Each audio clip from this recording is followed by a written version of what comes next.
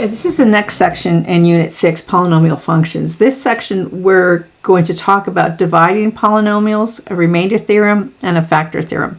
So the last section we talked about polynomials and characteristics and graphs of them. This is a continuation of that, but it's basically you're going to be given some tools to use on polynomials. We're going to divide polynomials just to change the shape of them. So in elementary school, you learn about division and the words that go with it. And it's important to me that you understand vocabulary in this course. It makes you a stronger math student. So if you have a divisor, it's what you're dividing the dividend by. Your result is going to be a quotient. And then you can also have a remainder. So for example, if I wanted to take 3 and divide it into 426. 3 goes into 4 once. 1 times 3 is 3. Subtract that, I get 1. I bring down the 2. 3 goes into 12 4 times. 4 times 3 is 12. I subtract that, I get 0. I bring down the 6. 3 goes into 6 twice. So that means 426 divided by 3 is equal to 142. Or 426 divided by 3 equals 142. And you could have a remainder also, and we are going to have some remainders with the work that we're doing, but not always. This process, you might have to stop, pause, and look at what I'm doing several times for you to get the hang of it. Or try one at the same time. So I'm going to rewrite this. I want the x plus 1 as my divisor. My dividend is this whole thing, and I've got to make sure that it's all in order. So I do have it in order from highest degree to lowest degree. So 3x to the 4th plus 5x cubed minus 7x squared plus 2x plus 8. And you'll see in a minute, if you're missing any terms, you've got to put a placeholder there, and I'll show you that. So here I divided 3 into 4, and it's the same process, except for now with a polynomial, I don't want to look at this whole x plus 1. I'm going to look at x into 3x to the 4th. So when you're thinking of something going into it, we're talking division. 3x to the 4th divided by x is going to be 3x cubed. So this 3x cubed is what I put in the quotient spot, and I'm going to put it above this 5x cubed. To me, that symbolizes this whole column is going to be all x cubes. Then here I multiplied 1 times 3 and I got 3. So I'm going to multiply 3x cubed times x is 3x to the 4th. 3x cubed times 1 plus 3x cubed. I subtracted the 4 and the 3, so I'm going to subtract here too. So be careful. I'm going to do it this way, but I know I have to be very careful when I'm doing this. 3x to the 4th minus 3x to the 4th. We want this to be 0. If it is not 0, we've done something wrong. 5x cubed minus 3x cubed is going to be 2x cubed. I bring down the negative 7x squared, and I go all through the process again. So I have a 2x cubed. X divides into 2x cubed. So once again, think of it this way. 2x cubed divided by x is going to be 2x squared. This 2x squared is what goes up here, right above this negative 7x squared. And then I multiply. 2x squared multiplied by x, 2x cubed. 2x squared multiplied by 1 is plus 2x squared. Then I'm going to subtract. 2x cubed minus 2x cubed, 0. Good. Negative 7x squared minus 2x squared is negative 9x squared. Bring down the 2x. And I go all through this again. So the next one I want to look at is this negative 9x squared divided by x. I get negative 9x. Notice I'm going down a degree each time. I had a 3, I had 2, this is a 1. Negative 9x goes up here. I multiply negative 9x times x is negative 9x squared. Negative 9x multiplied by 1 is negative 9x. I subtract. Oops, oh, my other lines are blue. Negative 9 minus negative 9 is 0. 2 minus a negative 9 would be 2 plus 9, so I'll have 11x. Bring down the 8. This will be the last time. 11x from here divided by the x here is equal to 11. This 11 is what I want, so plus 11. 11 times x is 11x. 11 times 1 is plus 11. I'm subtracting. 8 or 11x minus 11x is 0. 8 minus 11 is a negative 3. So my answer, the quotient, is up here. So I have 3x cubed plus 2x squared minus 9x plus 11. But I'm not done. This negative 3 is the remainder. It's left over. So I'm going to write minus 3 over my divisor.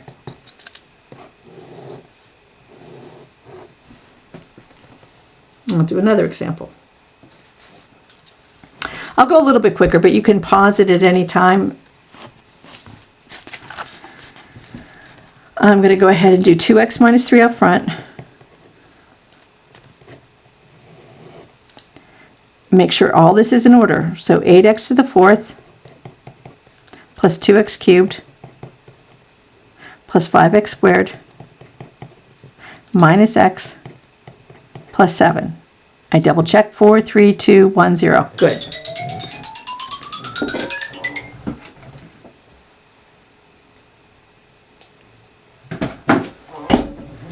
Eight x to the 4th divided by 2x. 8 divided by 2 is 4.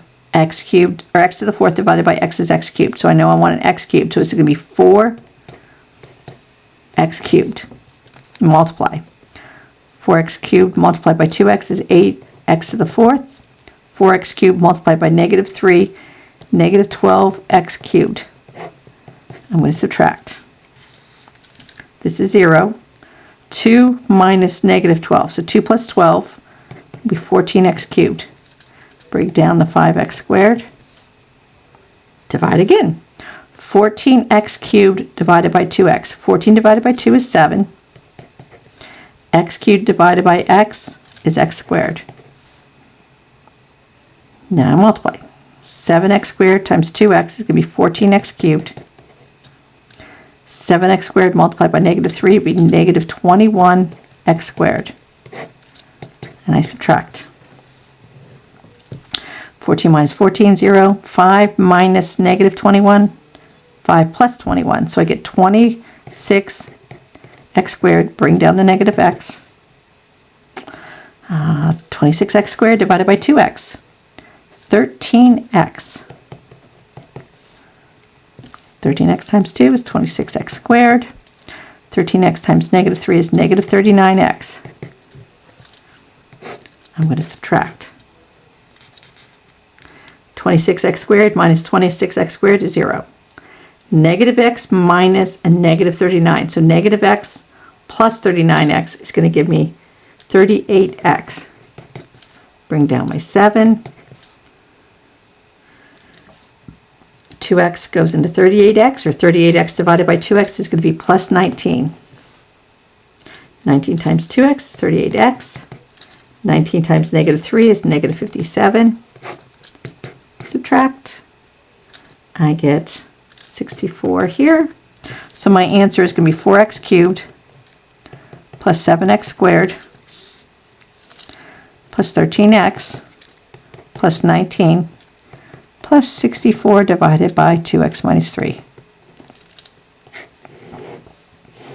I know it's a lot of work. Some people don't like this. Some people like it. If you're going on to higher math, this is a skill that you need to have. For here, there's a couple things I'll show you with it, but there's also always alternatives. This next one is still a long division, but it's got lots of stuff going on. So first of all, you'll notice My numerator has this x cubed minus 8. I'm missing a bunch of terms. I'm going to rewrite this as x cubed plus 0x squared plus 0x minus 8. And it's all in order, but I have to have those zeros there. I can't do this without it. My denominator, this is different. This is an x squared. But everything's there, so I'm just going to go ahead and write it down. It's the same process. So I'm going to have x squared plus 3x plus 5 is my divisor. X cubed plus 0x squared plus 0x minus 8. So it's a little bit different because I'm going to take x cubed and divide it by x squared. X cubed divided by x squared is just an x. So I'm going to come over here. Here's my x. I'm going to put it right there. Now I'm going to multiply. X multiplied by x squared is x cubed. X multiplied by 3x is plus 3x squared. X multiplied by 5 is plus 5x. I'm going to subtract very carefully. X cubed minus x cubed, 0. 0 minus 3 is going to give me negative 3x squared. 0 minus 5 is going to give me negative 5x. Bring down my negative 8. Again, negative 3x squared divided by x squared is going to be negative 3. Multiply. Negative 3 multiplied by x squared. Negative 3 multiplied by 3x. And negative 3 multiplied by 5. And I subtract. Negative 3 minus negative 3 is 0. Negative 5 minus negative 9. So negative 5 plus 9 is 4x.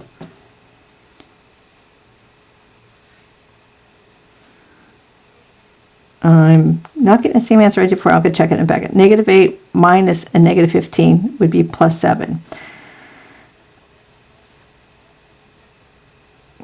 Okay, this I can't go any further. 4x divided by x squared, I can't do that. So this is now my remainder.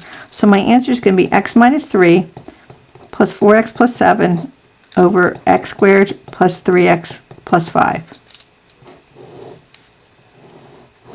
I would say that's a more advanced problem. As long as you're careful, write legibly. I try to keep things in neat order as much as I can, and it helps me. The other type of polynomial division that I'll show you is synthetic division. Most students prefer synthetic division. There's a lot less work to it, but you're going to get the same results. You can't use synthetic division with this type of problem, but you can as long as the divisor is a linear term. What I mean is this divisor is x to the first. So the process looks complicated, but you'll get the hang of it fairly quickly. So my divisor, this x plus 2, I don't want to use x plus 2. I have to think of it this way. If x plus 2 equals 0, I know x is going to equal negative 2. So I'm just going to use the negative 2. I'm not going to worry about the x. I'm going to take the x's away. There's a pattern to this, and somebody discovered this pattern, and it makes it a lot easier. If I'm taking all the x's away, then I look at my dividend. This is a 1x cubed, a 4x squared, a negative 7x, and a negative 5. I don't want the x's. That's what makes this process a little bit easier. I'm going to leave a space here, and I'm going to draw a line. What that does is I'm going to first bring down the first term. That first term is just going to be replaced right here. Just like I did before, I'm going to multiply.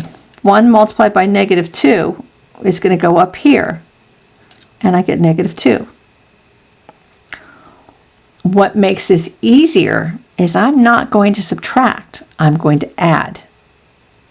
4 minus 2 gives me 2. Then I'm going to multiply. 2 multiplied by negative 2 gives me negative 4. I'm going to come up here and put the negative 4 here. I'm going to add. This gives me negative 11. I'm going to multiply. Negative 11 and a negative 2 gives me a positive 22. And I'm going to add. If I were to do this with long division, I knew x cubed divided by x gave me an x squared. So that's what this is. This is a 1x squared plus 2x minus 11. And a 17 is my remainder. So I'm going to write 17 over my divisor, which was this x plus 2. This is what you'll use more, is synthetic division. A lot less chance of making mistakes, which is nice. Okay, when I've written this one, I jumbled up the numerator just to remind you that you do have to make sure that everything's in order. So I have x to the 4th is my highest degree. Okay, I don't have an x cubed anywhere, so I need to make sure I put an x cubed. Then I have an 8x squared. I have a 3x, and I have a minus 2 all over x minus 1. For the divisor, if x minus 1 equals 0, then I know x equals 1. I'm going to use a 1 here. I'm going to put all my leading coefficients, so it was 1, 0, 8, 3, and negative 2. And be careful when you write them. Make sure that if it's a negative, you write the negative. It's an easy mistake to make, and it's very frustrating if you get all the way through the problem and found you made a mistake, and it was just something very simple like that. Use space. Bring down the 1. Multiply. 1 times 1 is 1. Add. Multiply. Add. Multiply. Add. And multiply. Last step is to add. So since I started with an x to the 4th and I divided by x, I know I have to have an x cubed. So this is 1x cubed plus 1x squared plus 9x plus 12, and my remainder is 10 over x minus 1. Hopefully you find that a lot easier. I have one more example I want to do with synthetic division. And your book is going to write it 2 different ways, the way I had it written there, or you could also see it here, at 12x squared plus x minus 4 divided by 3x minus 2. So I could write this as 12x squared plus x minus 4 divided by 3x minus 2. Now just be careful here. If 3x minus 2 equals 0, that means 3x equals 2. So x is going to equal 2/3. It's a fraction. This is not going to be horrible. Not bad at all. Just have to be careful. So my 2/3 goes out front. My leading coefficient is 12, then a positive 1, then a negative 4. I bring down the 12. 12 multiplied by 2/3 is 24/3, which is 8. I add, I get 9. 9 multiplied by 2/3 is 18/3, which is 6. I add, I get 2. If I started with an x squared and divided by x, then this is going to give me 12x plus 9 plus 2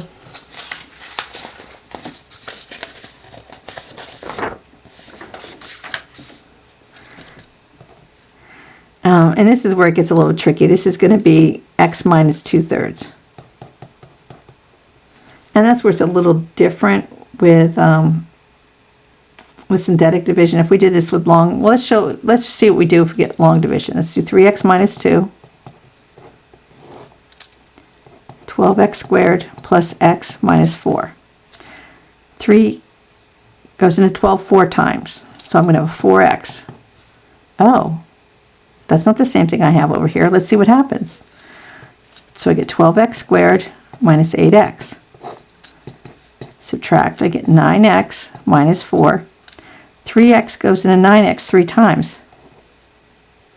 3x times 3x is 9x. 3 times negative 2 is negative 6. Subtract that, I get 2. Oh, this is different. So notice this. If I divide this by 3, and divide this by 3, I get that. So really what this is 4x plus 3 plus 2 over 3x minus 2. You don't get the exact same thing.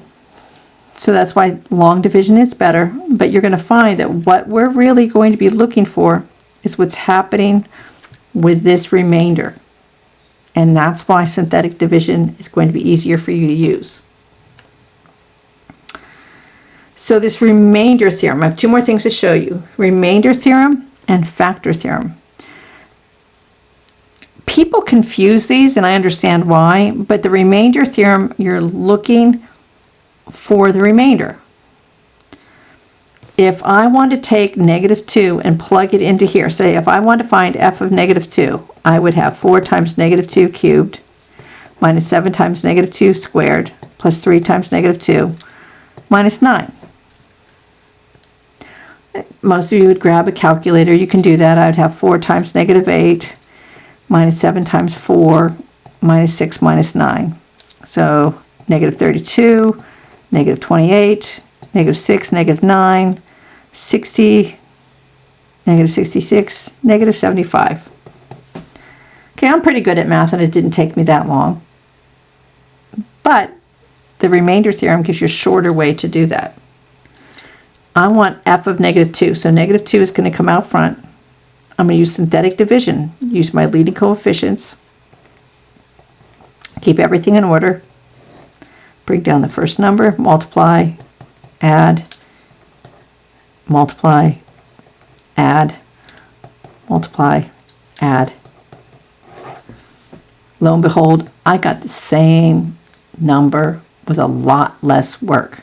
So that is the remainder theorem. So that means that f of -2 equals -75. That is one of the good uses of synthetic division. I wouldn't want to do that with long division. The other theorem is factor theorem. So with remainder theorem, you're looking for the remainder. You want to know the value of your remainder. With factor theorem, if you take a polynomial, divide it by a divisor, if the remainder is 0, then the divisor is a factor of the polynomial.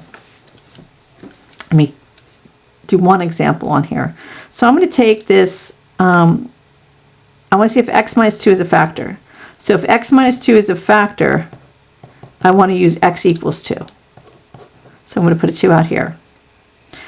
I'm going to use synthetic division, so I have a 1, a -3, a -18, and a 40. I'm going to go through this fairly quickly. Bring the 1 down, multiply, add, multiply, add, multiply, add. Okay, I have a remainder of 0. That's what's important. What this theorem says, if my remainder is 0, then x minus 2 is a factor. We're going to use this in the next section. So basically what's happening is if I take x minus 2 and I multiply it by x squared minus x minus 20, I'm going to get this x cubed minus 3x squared minus 18x plus 40. There's no remainder left over. If I just multiplied them, I would get that.